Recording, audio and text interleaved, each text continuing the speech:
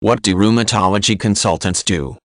Rheumatology consultants, also called consultant rheumatologists, are independent specialists who treat conditions of the bone, joints, and muscles on a referral basis.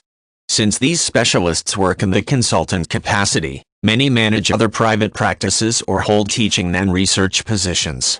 Rheumatology consultants are generally not employed by one medical center but instead contract with several facilities on a case-by-case patient basis, providing acute care for a varying length of time.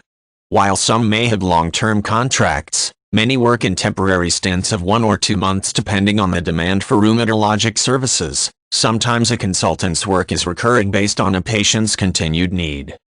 A medical doctor who has spent 3 years specializing in pediatrics or internal medicine can qualify to spend 24 additional months training to be a rheumatology consultant.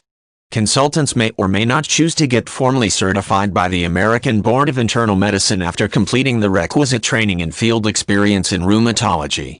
American certification is dependent on successful completion of a 5-part exam. In the United Kingdom, a rheumatology consultant will need a fellowship from one of the Royal Colleges of Physicians to be qualified to practice. Once trained, a rheumatology consultant will help doctors assess and treat patients who suffer from a wide range of rheumatologic conditions from arthritis to osteoporosis. Consultants tackle patient complaints of joint problems, skeletal disorders, and spinal pain. In addition, tendon conditions and illnesses like spondyloarthritis might be treated. Since rheumatology consultants administer secondary care, patients must first be referred by their regular doctor.